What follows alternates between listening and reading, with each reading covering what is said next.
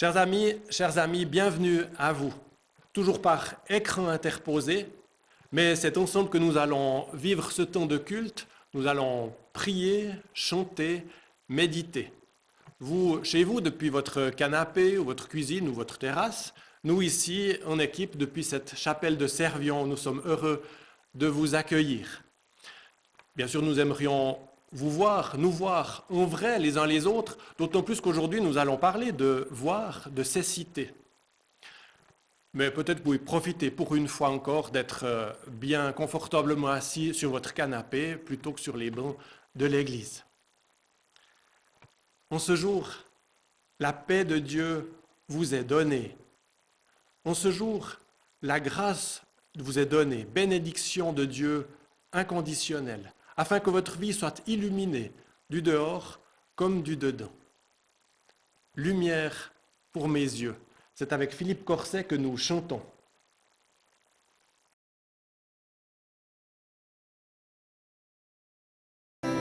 Lumière pour mes yeux, tu viens vers moi. Prophète, ami de Dieu, en toi je crois. Tu sais ce que je veux, ô Seigneur, que je vois, ô Seigneur, que je vois. Lumière pour mes yeux, tu viens vers moi. Prophète, ami de Dieu, en toi je crois. Tu sais ce que je veux, ô Seigneur, que je vois, ô Seigneur, que je vois. Lumière pour mes yeux, tu viens vers moi. Prophète, ami de Dieu, en toi je crois. Tu sais ce que je veux, ô Seigneur, que je vois, ô Seigneur, que je vois.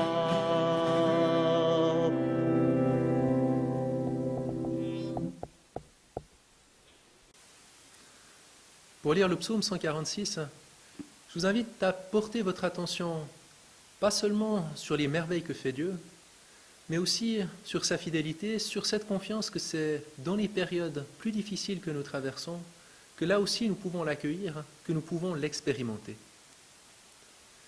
Je veux chanter la louange du Seigneur. Je veux chanter la louange du Seigneur. Toute ma vie, je veux chanter sa louange. Je veux jouer pour mon Dieu tant que je vivrai. Ne mettez pas votre confiance dans les grands de ce monde. Ils ne sont que des hommes, ils ne peuvent pas sauver. Quand ils meurent, ils retournent dans la terre, et ce jour-là, leur projet meurt avec eux. Il est heureux celui qui s'appuie sur le Dieu de Jacob, qui met sa confiance dans le Seigneur son Dieu. C'est le Seigneur qui a fait le ciel et la terre, la mer et tout ce qu'ils contiennent. Il est toujours fidèle à ses promesses. Il fait justice aux gens écrasés par la misère. Il donne à manger à ceux qui ont faim. Le Seigneur libère les prisonniers. Le Seigneur ouvre les yeux des aveugles. Le Seigneur remet debout ceux qui sont faibles. Le Seigneur aime ceux qui lui obéissent. Le Seigneur protège les étrangers. Il soutient la veuve et l'orphelin, mais il fait échouer les gens mauvais. Le Seigneur est roi pour toujours. Jérusalem, le Seigneur est ton Dieu de génération en génération. Chantez la louange du Seigneur.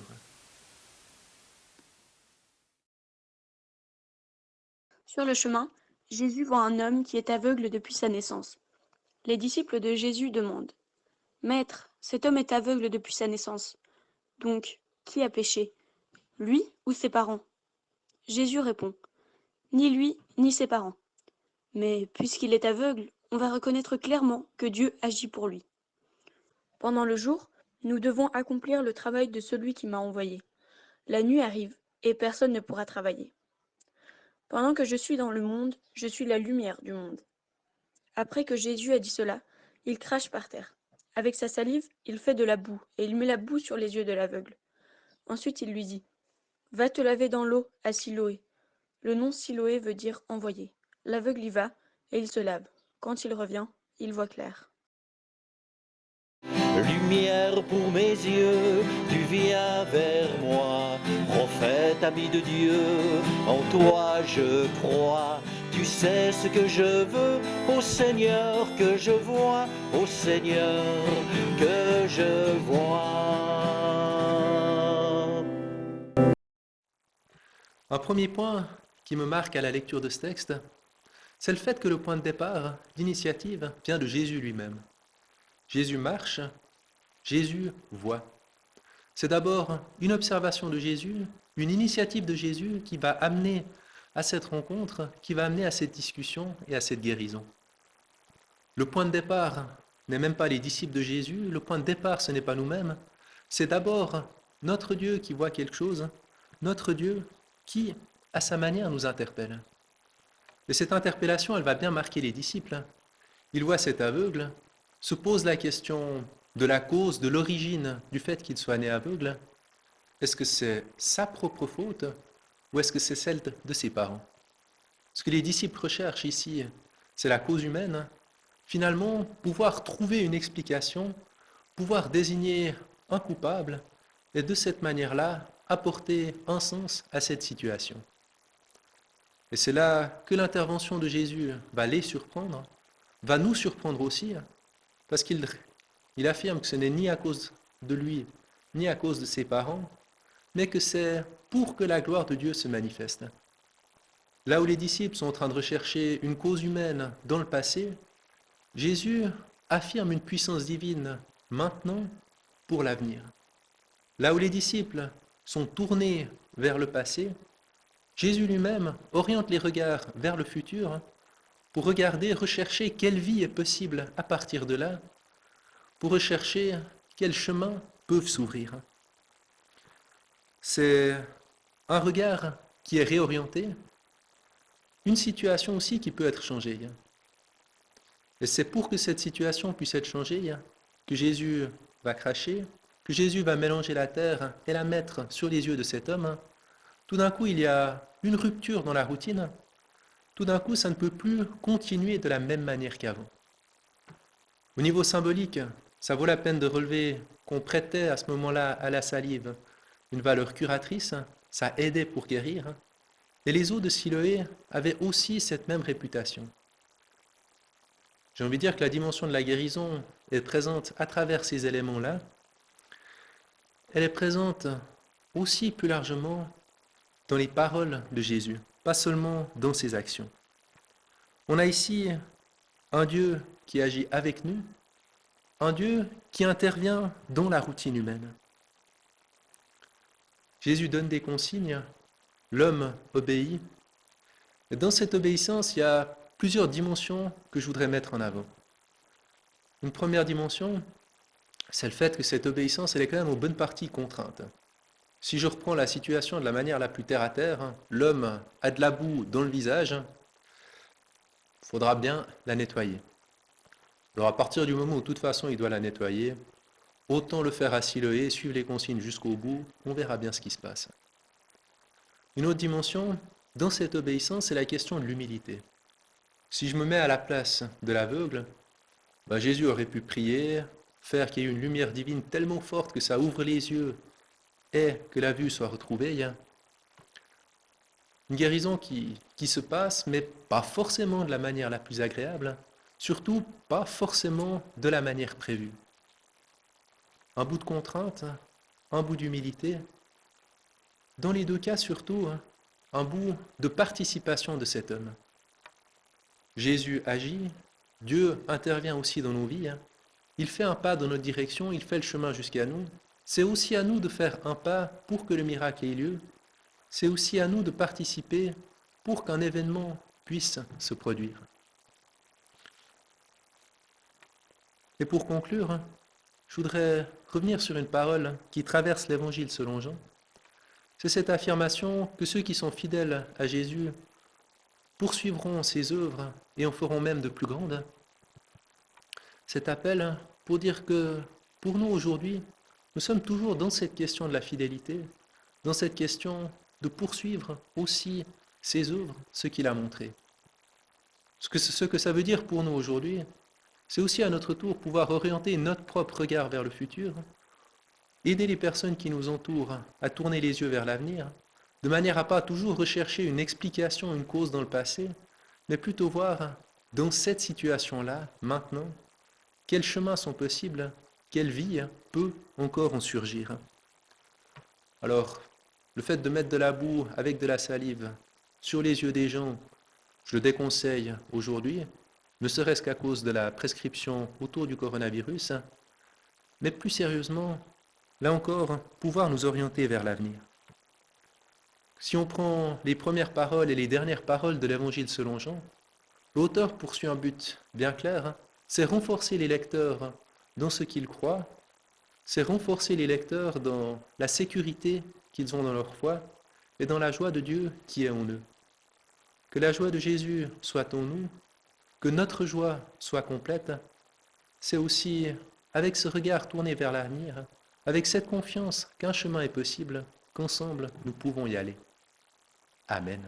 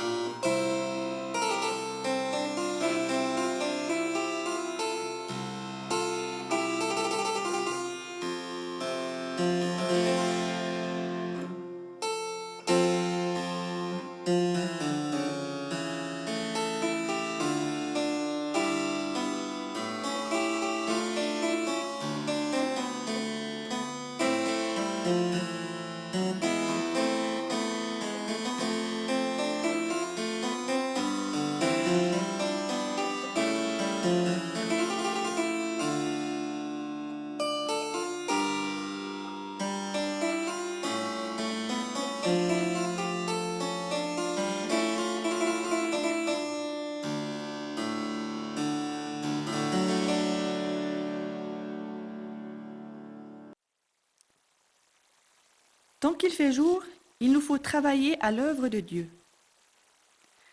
En ces temps de confinement, je suis appelante à la chaîne téléphonique solidaire de la paroisse du Jorat.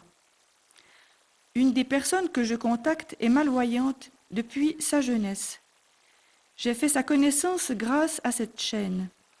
Nous avons tout de suite eu bon contact et nous nous sommes trouvés des connaissances en commun. Elle vit seule dans une grande maison, et dans une grande maison, il y a de l'entretien, du travail. Dans sa vie, on n'a pas appris à rester les bras croisés, à ne rien faire, et surtout s'arrêter ou prendre une pause. Ce qui lui permet de rester debout, c'est la vie de sa maison, qu'elle chérit, accompagnée de poules, chiens, chats. Elle cultive aussi un jardin potager. Rien n'est facile quand on est malvoyante, quand la lumière est brouillard, que tout est flou et que le rouge est rose pâle. Je lui demande ce qui lui manque le plus en ces temps de confinement. Elle me répond que ce sont les amis qui passaient prendre un café, qui venaient lui lire son courrier, les journaux, faire les paiements.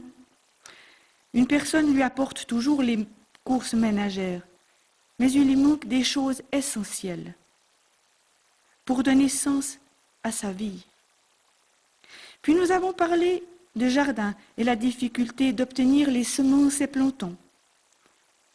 Je lui propose mon aide pour lui fournir rapidement les semences, car c'est le moment idéal. Elle rétorque que cela peut attendre, dans l'idée de ne pas me déranger, puis accepte mon offre.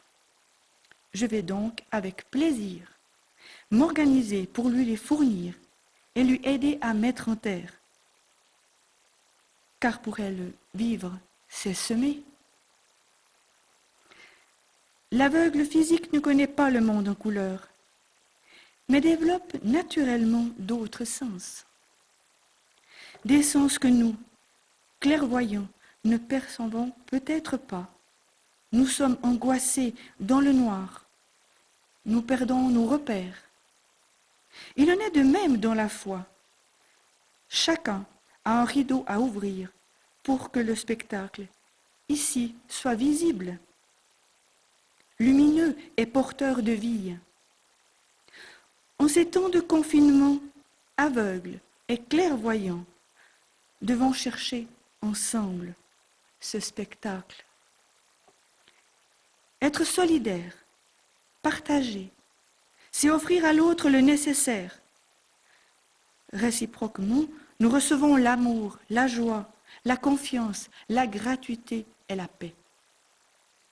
Travailler, œuvrer le jour pour que leur jardin s'élève et que par la foi, le malheur s'efface.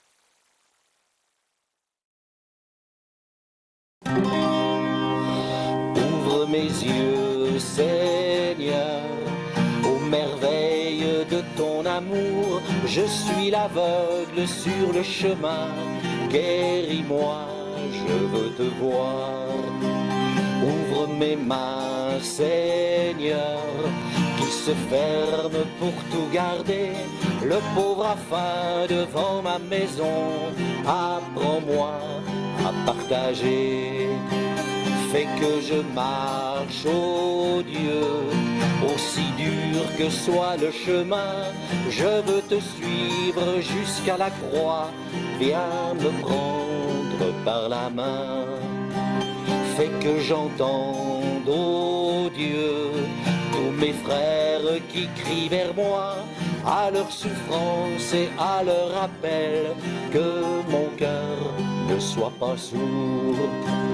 Garde ma foi, Seigneur, tant de voix proclament ta mort. Quand vient le soir et le poids du jour, ô Seigneur, reste avec moi. Ô Seigneur, reste avec moi.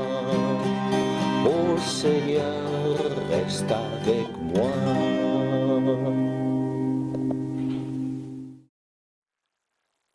Prions. Seigneur, j'aspire à la sérénité.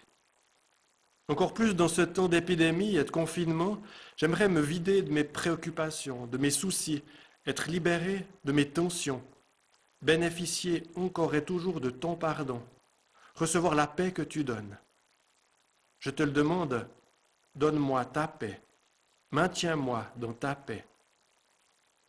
Et pour tous ceux et celles que je connais, les inquiets, les agités, les révoltés, pour les pacifier, les détendus, les équilibrer, et pour la multitude des êtres humains que je ne connais pas, fatigués et lassés, malades ou endeuillés, bafoués ou isolés, je te le demande, donne-leur ta paix, maintiens-les dans ta paix. Fais de ton Église la communauté où l'on reçoit et donne cette paix, où l'on peut se faire confiance et s'entraider, où l'on apprend à te faire confiance et à ne pas s'inquiéter du lendemain. Amen. Et puis, bien sûr, encore quelques annonces à vous partager. Déjà vous dire qu'en alternance, nous tentons de vous proposer chaque dimanche soit une prédication à lire sur le site internet de la paroisse du Jorat, soit un culte en vidéo sur notre chaîne YouTube, comme celui que vous êtes en train de visionner, dont vous avez trouvé l'adresse. C'est une bonne chose. Et puis toutes les autres informations pour ce temps de confinement sont bien sûr sur le site de la paroisse, jorat.erv.ch. Notre offrande du jour, votre offrande du jour, à faire via le numéro de compte qui s'affiche au bas de l'écran. Merci à vous de votre générosité. Ça va servir à continuer les activités de la paroisse pendant ce temps et après aussi. Nous voulons recevoir la bénédiction de Dieu. Quand il revient, il voit clair. Puissions-nous, nous aussi, voir clair, illuminés par l'amour de ce Dieu Père qui nous aime, accompagnés sur notre chemin de vie par ce Fils qui nous guérit, renforcés dans notre vie de tous les jours par ce Saint-Esprit qui nous donne sa paix. Amen.